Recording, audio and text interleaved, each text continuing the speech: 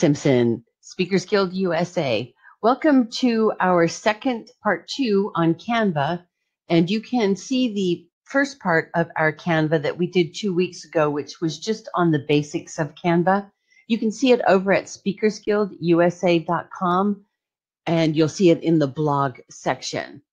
So one of the great things about technology is that there are tools like this that help those of us, and trust me, I am not artistically creative. So today what we're going to do is look at the templates that Canva has and how you can customize them. So when you log on to your Canva account, what you're going to see are these recommended plates or templates. And we went over them in part 1. They're great. You got to look at them. Like I mentioned, social media. This one is 800 pixels by 800 pixels. So it's great for blog posts. It's great for, not Twitter, but it's great for Facebook, your Facebook page. Twitter has its own. This presentation is for your PowerPoints. If you'd like to use Canva to help create some of your PowerPoint slides, poster, cover, it goes on, and you can just go ahead like we did 2 weeks ago and scroll through here and see what it is that you want. But I'm actually going to go over here on the left-hand side to find templates. Now here is where you can start to really leverage Canva. Like I said, I can use Photoshop. I know how to do the basics of editing. I can do some work in Photoshop, but I'm not a Photoshop expert, and Photoshop is an expensive program as well. So Canva, this is the free version that I'm using.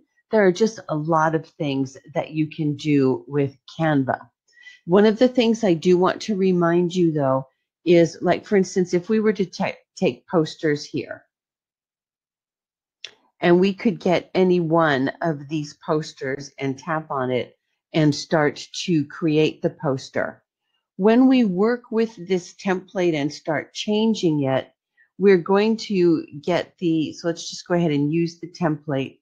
Now this comes over into my main Canva area where I can work with it. And when it comes time to downloading this template, if this is going to be something you want to print, you're going to want to use one of the PDF standards.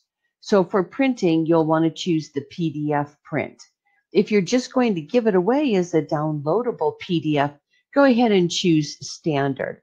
As I said before, JPEG is our normal image that we use, the extension.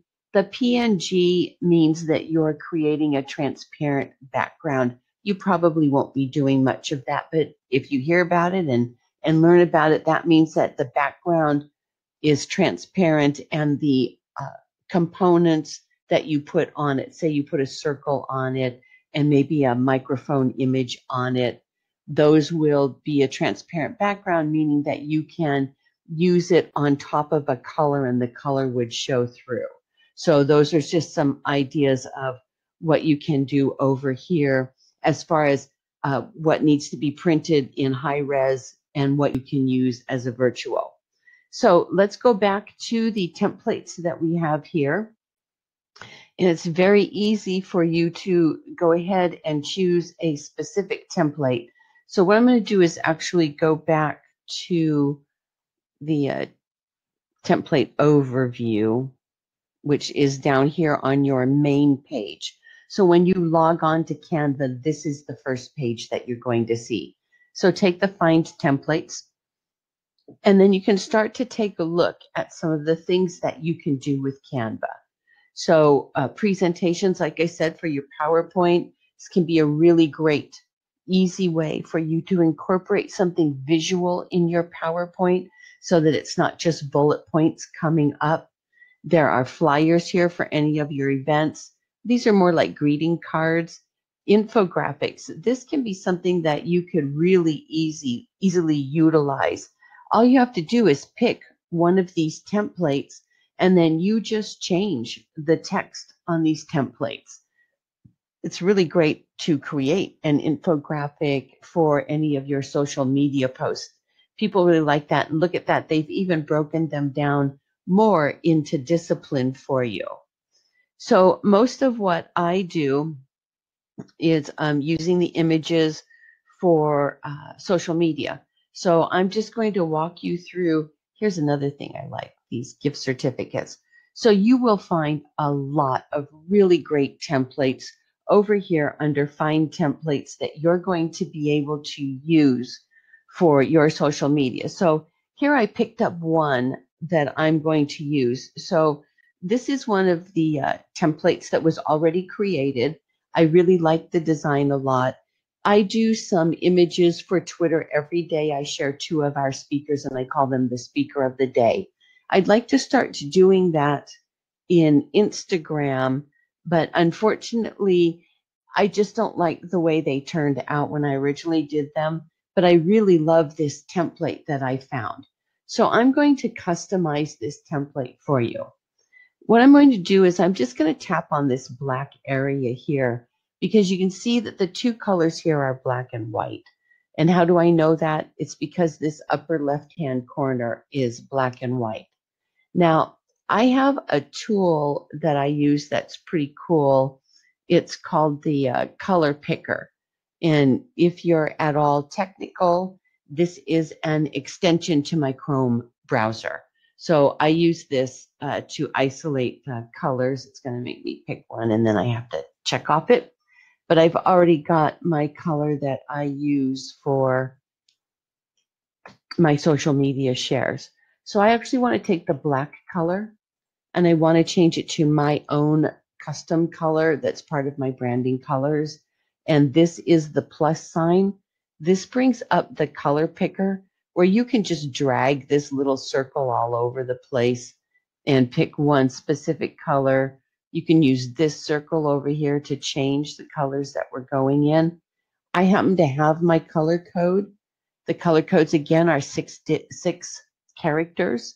They're a mixture of letters and numbers. They start with a pound sign. So there's the color that is part of my branding. So I'm going to use that color. And I really wish I could do these lines here, but apparently I can't. Now, I know this is a little bit hard sometimes to see on the video, but when I tapped on to mark your calendar, I have a bounding box. So there's a circle at this end, a circle at this end, and this end. I can change the size of the box. Using this feature down here, I can change the direction that it's going. I'm just going to go ahead and leave it the way it is, but I'm not going to use this content. So I'm actually going to start taking, I took this top piece out, and I want to take this bottom piece out as well. And there is, I can see a bar up here.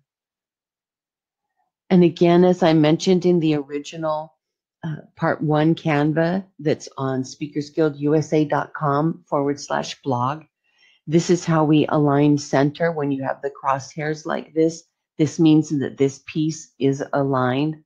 So I'm going to go ahead and create my speaker of the day. And I will show you the clips that I have so far for Instagram, which I really don't care for. I may not be able to show you with this one. So anyway, I'm going to take one of my first speakers of the day. I'm going to take this area out as well. So I'm just highlighting it, grabbing onto the bars and using the, there we go. So now I can add a text box. So coming back over to the left, I'm going to use the, actually I'm going to upload an image first. So I'm going to go to my uploads. And let's just take this image that I have in, it'll just be easier. So let's just say this is one of the images of my speaker,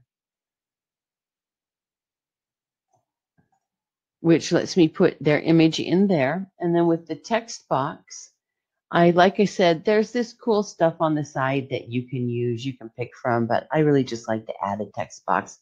I'm not trying to use Canva to do anything extraordinary, but you might find those presets for the text boxes over here to be something that could be really useful if you're doing a card. Maybe it's something could be useful if you have a PowerPoint presentation and you want to have something cute on there. You can check these out. But I'm just going to use the placeholder here. So I would just type in hello.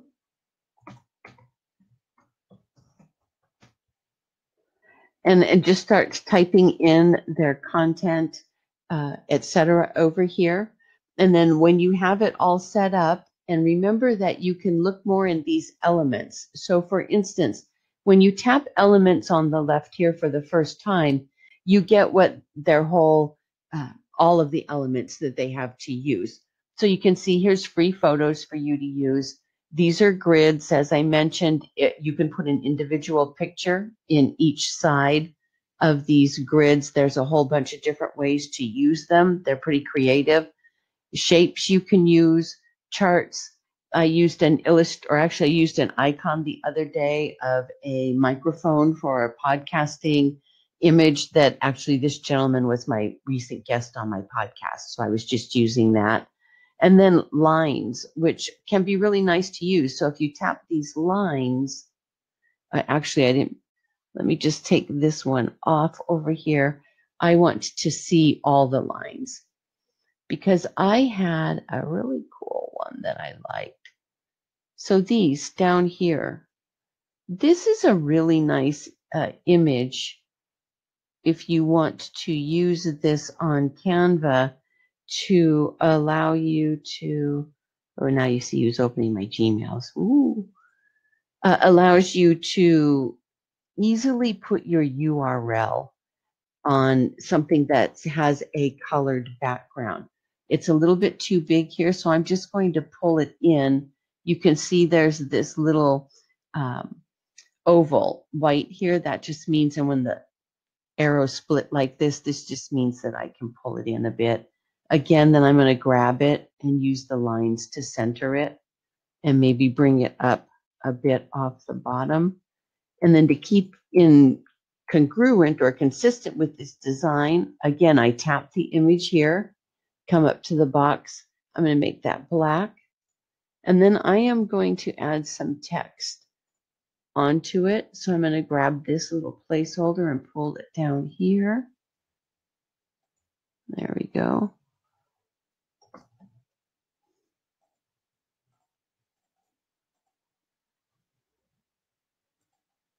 Okay, it may have gone behind.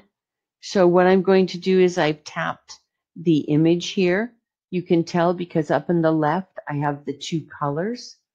And I am just going to position that. And what I want to do is I want to send that black bar backwards because I have a text box on top. So there's my text placeholder. I've pulled my black bar too far back, and that's okay. So for just for the moment now, okay, let's all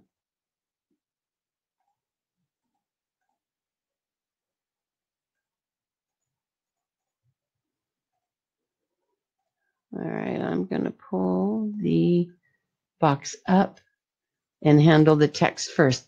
You know, there are times here at Canva that you have to do some workarounds. This is one of those times. So because I created a black background, I want the text to be white. But if I make the text white right now, I'm not going to be able to see it to drag the bar down behind it. So what I'm going to do for the moment is just make this text a really bright red so that I can see it. Now I can grab my space bar and pull it down, and now you can see there's my text right there. Now I can do what I want to do.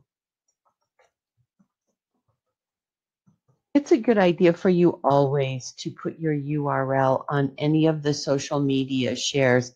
What I'm working on right now is the Instagram share that I want to start using to market the Speakers Guild with. So I'm going to make this text white. I'm going to make it bold. I'm going to choose one of my more favorite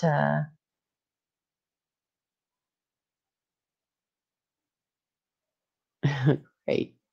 We're going to go ahead and save this. Okay, now it seems to be happy that we have saved this Instagram post. So these are some of the ways that I use to create the images for my social media shares. So if I go back and show you some of the designs I've already created. For instance, this one is for a client that always has a challenge of the week. So again, I just created this background. Now this is Canva version 2, not Canva 1.0. This background was in Canva 1.0. You can find a background similar to this.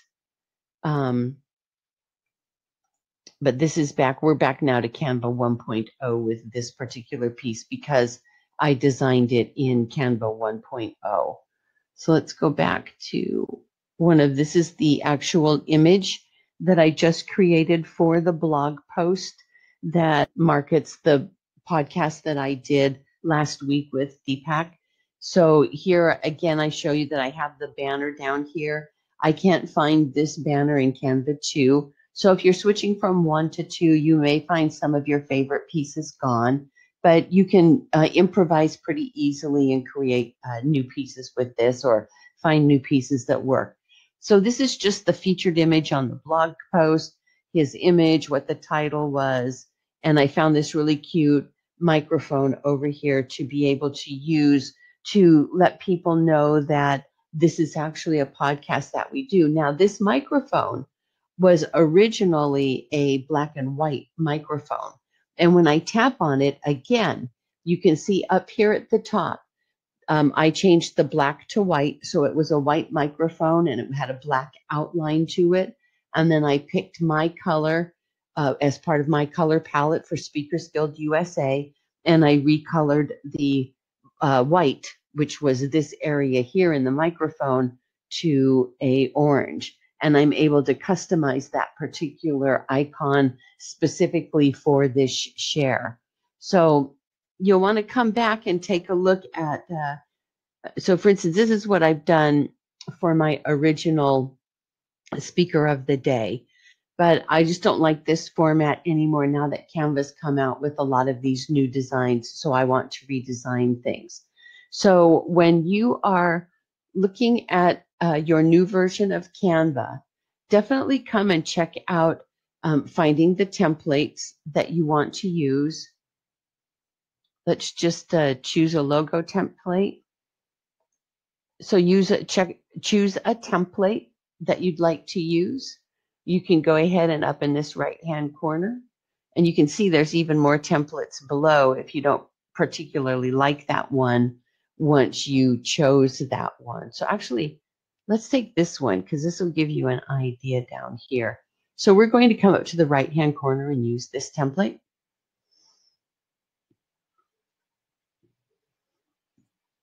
And here's a perfect example. Excuse me, had a little hiccup there. Here's a perfect example of changing colors. So if this isn't your branding color, you can go ahead and tap the icon. And again, up in the upper left-hand corner, you have the color guide, which allows you to pick any one of the pre-chosen colors for you, or you simply tap the plus sign here and use the color picker. If you like what you have, just tap off and it won't be any problem at all. So this is how you can take some of these Canva pieces and specifically customize them to whatever it is that you are doing.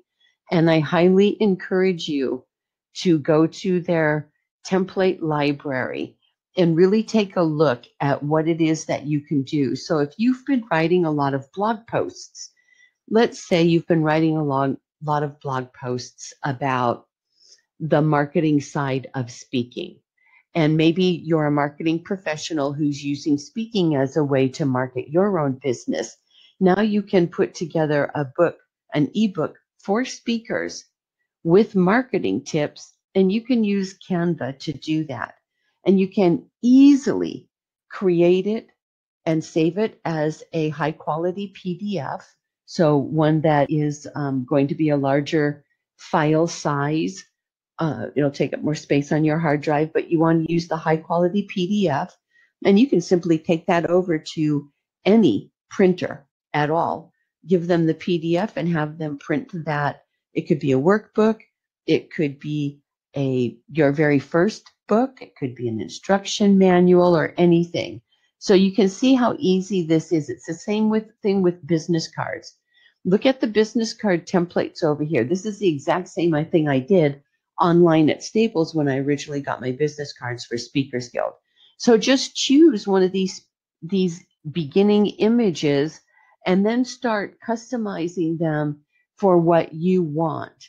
And you'll find that Canva is just such a great and easy tool for you to be able to use to market your business, to be able to create really nice collateral material to support your business that you either give away virtually, use in workshops, or you have it printed over at a quick print shop, or you have it printed on really nice paper. But now you can take a lot of this and easily put together your collateral materials without having to pay an arm and a leg to a graphic designer, and probably a little more quickly than you can. So if it were me advising you, I would say pull together some of those collateral documents that you've created over the years that describes what it is that you do, how you work with people, and create your first ebook as a lead generator. And then give that away on your website in exchange for email addresses.